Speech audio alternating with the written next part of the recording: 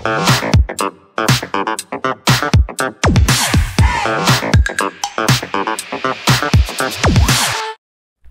bičiuliai, jau artėja vasario 8 dieną gigantiškas toks įvykis, apie kurį trimituoja visa medija, lietuviakalbė, nelietuvių valdoma, apie tai, kad pagaliau atsijungsime nuo vadinamojo BRELL žiedo. BRELL žiedas dar tarybiniais laikais sukurta elektros sistema, toks kaip ratas vos ne, į kurį įeina Baltarusija, Rusija, Estija, Latvija ir Lietuva. Ir šitame tinkle mes buvome, jeigu skaičiavom nuo 90 metų, jau 35 metus, aišku, taip veikia ta sistema ir anksčiau, ir kažkaip gyvenimas nebuvo subirėjęs, atrodo gyvenom kaip gyvenę, galėtume gyventi ir toliau. Bet pasirodo, reikėjo keisti sistemą, išeiti iš egzistuojančios sistemas ir įeiti į naują sistemą. Darbai, kurie buvo reikalingi atsijungimui nuo BRELL-o, kaip yra skelbiama, kainavo 1,6 milijardo eurų. Teigiama, aišku, kad didžiąją dalį finansavo Europos Sąjunga finansavo 1 milijardą 200 milijonų, o Lietuva pridėjo savus 400 milijonų eurų. Kaip Lietuvai vis tiek tai yra pakankamai nemaži pinigai. Toliau, kad sukurtų Baltijos šalių sinchronizacijos tinklus, atsiėjo apie 1 milijardą eurų. Ten nėra teigiama, ar tai finansavo Europos Sąjunga, tikėtina, kad pačios Baltijos valstybės. Kur tik pažiūrė energetiką, ten 100 milijonų eurų eina. Visą bendrai energetikos sistemos Lietuvos pertrauką po 90 metų, kai turbūt skaičiuotų jau ne 10 milijardų eurų. Vien tas atominės elektrinės uždarimas, toliau visokie vėjo jėgainės jūroje, saulės elektrinių kolektorių statymas ir taip toliau ir taip toliau. Reikės kada rimtai tą temą užsiimti ir pakelti nuo pat pradžių, kiek įmanoma rastos informacijos. Ir turbūt, kai visus skaičius sudėsime, tai, nors plaukų dabar daug nėra, bet turbūt jie pasišiauš, labai piestu pasistos. Tai yra milžiniškos sumos. Bandžiau suprasti ir ieškoti informacijos, kas yra negerai su BRELL-u. Ir vienintelė gaunu, kas yra negerai, tai kad tiesiog mes buvome sistemoje su Rusija ir Baltarusija. Bandžiau suprasti, kas bus geriau, jeigu persijungsime prie vakarietiškų tinklų su skandinavais, su lenkais. Aš nieko prieš turėti jungtis su jais, visada geriau turėti papildomas jungtis, papildomas galimybės įsigyti kažkokią elektros energiją, dujas ar dar kažką, viskas yra tame gerai, bet kodėl nepalikus ir seną veikiančią sistemą, jeigu jinai kuo puikiausiai funkcionuoja. Bet bandžiau suprasti, kas būtų gerai, ar atpigtų elektra, ar būtų galimybė turėti stabiliau veikiančią elektros sistemą, ne. Kai atliksim sinchronizaciją su kontinentinės Europos tinklais, kainai įtaka bus minimali. Tai mums reikės turėti tam tikrą, sakykime, dažnio valdymo priemonių kiekį Baltijoje, bet kaina bus minimali. Tai tarifas šiek tiek padidės. Visose šalyse prieš įvedant eurą buvo daug nuogąstavimų, daug baimių. Tiesiog pirmiausia, vyriausybė ir jos atstovai turi labai aiškiai įvardinti, kad grėsmių nėra, kad viskas yra pačių žmonių rankose, kad verslas turi elgtis atsakingai. Rizika kainų kilimo yra maždaug 20-30 centų prie 100 litrų. Tai įsivaizduokite, tai praktiškai jokios. Apie tai visiškai jokio žodžio nėra. Esminis pagrindinis momentas tai yra gaunu ideologinį kažkokį užtaisą, kad štai mes buvome Rusijos energetikos sudėtyje ir štai dabar mes įsivaduosime ir būsime laisvi. O kas nuo to geriau eiliniam gyventojui, tai aš visiškai apie tai nieko negirdėjau. Tikėtina, kad netgi iš tikrųjų dar labiau brangs elektros kaina, nes seniau tu bent jau galėdavai įsigyti elektros energiją iš tos pačios Baltarusijos ar Rusijos.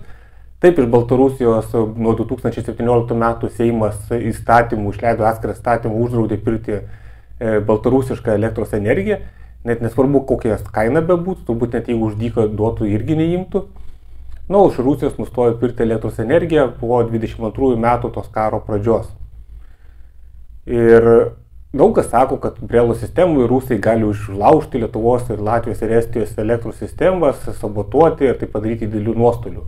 Bet nė vieno man nepaminėjo epizodo, kaip per 35 metus tos vadinamos nepriklausomybės Rusija ir Baltarusija buvo užlaužyta sistema. Aš negirdėjau, kad kažkokiu būtų elektros sabotažo įvykių. Laikotarpyje po 2009 metų, kada Lietuva uždarė antrą Ignalinos atominės elektrinės bloką, vienu metu Lietuva pirkdavo iš Rusijos apie 60% jai reikalingos elektros energijos. Ir tikrai milžiniškus pinigus išveždavo į tą pačią Rusiją. Kas įdomiausia, antrąjį elektros energijos bloką uždarė būtent valdant Kubiliaus vyriausybei, o Šimonytė buvo finansų ministrė. Buvo kaip tik pat krizės įkarštis.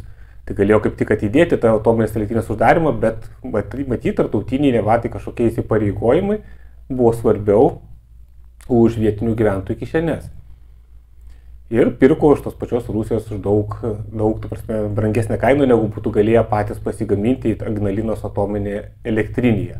Dar įdomus tas faktas, kad tokia buvo kompanija Interavo, kuri buvo tarpininkė, nes netiesiog iš Rusijos pirkdavo elektros energiją, bet pirkdavo per tarpininkus, o vienas iš tų brolių, kurie valdė tą kompaniją, buvo aukštas Tėvynės sąjungos Lietuvos krikščionių demokratų partijos politikas. Aišku, jis 2008 metais išėjo iš partijos, nes pradėjo bizniauti su tą elektrą, kad nebūtų kažkokių per daug tiesioginių sąsajų, bet vis tiek žmogus, kuris buvo partijos iždininkas ir kuris buvo partijos valdyboje, tai tikrai svarbus ir įtakingas žmogeliukas. Tie patys didžiausi patriotiškiausiai, kurie čia dabar labiausiai rėkia apie tą atsijungimą nuo Rusijos, tie puikiausiai su Rusija suko bizniukus per tarpininkus ir per offshore. Tai dabar ateina tas brelas. Nenoriu aš, aišku, žmonių čia gazdinti, tikriausiai viskas ten bus gerai su tuo atsijungimu, tikriausiai veiks elektros energija, bet aš laikausi principą, visą laiką reikia pasiruošti. Vasario 7 dieną, tai jau rytoj, nustoja galioti sutartis, o vasario 8 dieną, šeštadienis gaunasi, 12 val. Jau bus atsijungimas ir tas atsijungimas tarp 8 ir 10 dienos bus tas pereinamasis laikotarpis. Tikėtina, aišku, viskas galbūt ir bus ir gerai, išrepetuota, gal nebus ten kažkokio elektros dingimų, bet dėl viso pikto žmonėms rekomenduoju turėti arba generatorius, vos turit galimybę, arba turėti žvakės, pasiruošti vandens ir maisto atsargų, bent keliom dienom, kad jūs turėtumėte ir nebūtų kažkoks didelis šokas ar diskomfortas. Ta bet kuriuo atveju reikėtų daryti, ypač gyvenant tokiais neramiais laikais. Ir aš pats stengiuosi namie turėti bent kokiai savaitę ar 2 savaitę negendančių arba ilgai negendančių maisto produktų, kad tai maža kas nutiktų, mes šeima turėtume kažkokias atsargas prasimaitinti. Netgi ateityje galvoju apie tai atskirą laidą padaryti, kokius galima produktus pasirinkti, kiek jie metų galioja ir taip toliau būtų aktualu. Tai jeigu turit galimybės, tokius dalykus įsigykite ir turėkite, tai net jeigu ir kažkas kelias dienas bus be elektros ar kažkokia šiaip nelaimė, tai bent jau jūs turėsite vandens atsigerti, maisto valgyti ir kažkokias ugnelės nuo žvakės šviesos. Bet aišku, didesnė tikimybė, kad aišku, čia nieko tokio ypatingo nebus.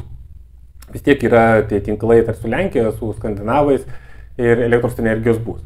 Kokios iš esmės pagrindinės gali būti ateityje problemos, tai kad iš tikrųjų elektros energija iš tų pačių skandinavų, iš Lenkų ir jie neturi tokių pajėgumų, kokios turi, tarkim, ta pati Rusija su daug atominės energetikos. Tikėtina, kad gali būti, jeigu augtų, tarkim, pramonė, atsirasti elektros trūkumas arba elektros kaina gali kilti. Čia sunku, aišku, tokius dalykus toli į ateitį prognozuoti, bet aš manau, kad tai įmanoma. Tai tiek to, dabar suprantu, tai yra politinis ir geopolitinis sprendimas atsijungti visais būdais nuo Rusijos. Bet pas tas faktas, kad po to jie tos energetikos, tos tinklus, kuriais gali iš naujo vėl pasijungti prie tos pačios Baltarusijos ar Rusijos, jie jos demontuos, tai yra reiškia pjausis ir griaus, tai čia tai yra tai absoliutus nusikaltimas. Eina laikas, viskas keičiasi, valdžios keičiasi, požiūriai keičiasi. Kas čia gali žinoti, gal po kelių metų, ar po 5, ar po 10 metų, galbūt vėl reikės su tais pačiais Baltarusiais ar Rusais turėti kažkokius kontaktus, pirkti iš jų, kad būtų pigesnė ta elektros energija, o nebebus per kaip. Ta prasme, reikės vėl iš naujo kažkokius tinklus daryti ir vėl 100 milijonų eurų. Todėl bet kuriuo atveju ta valdžia, kuri tokius dalykus daro, kuri pjaustų infrastruktūrą, tai yra be abejo atviri nusikaltėliai ir mes tos dalykus tikrai turime apie tai šnekėti ir apie tokius dalykus būtinai turime smerkti. Nepriklausomai nuo to, kad tu šiuo metu iš kažko perki ar neperki energetinius išteklius, bet pačią infrastruktūrą tu turi pasilikti, nes tai kainuoja didelius pinigus ir ją įrengti iš naujo yra labai ir labai sudėtinga. Bet kuriuo atveju mes matome, kad iš tikrųjų ekonominė logika Lietuvoje nelabai galioja, viskas remiasi esminių ideologinių veiksnių. Bet kokia kaina atsiriboti nuo Rusijos ir Baltarusijos, net jeigu tai bus žalinga pačiai Lietuvai, ir bandyti integruotis į vakarus, nors nebūtinai tai gali būti mums naudinga tik finansiškai, tiek ir kitomis prasmėmis. Ir viskas remiasi į tą pačią ideologiją. Saujelė žmonių, kurie tas ideologijas kūrė, aišku, ir kurie prieina prie tų išteklių energetinių, arba dirba kažkokie įmonės, jiems yra tai be abejo naudinga, o likusiai dalis arba būna apšvitinta tos propagandos, arba kita dalis, kurie mato, kad jiems meluoja ir gaudinėja ir apvaginėja juos, bet jie yra įsiskaldę ir jie nieko jaučiasi bejėgiai ir negalintys nieko padaryti. Kol nesiras normali politinė jėga, kuri bus visus tokius apvienytų, tol mes visą laiką būsim tokie stebėtojai ir besipiktintojai. Todėl esminė išvada yra tokia. Turi atsirasti, kaip tam garsiajame filme, kur Leninas pasakė, jas takąją partiją.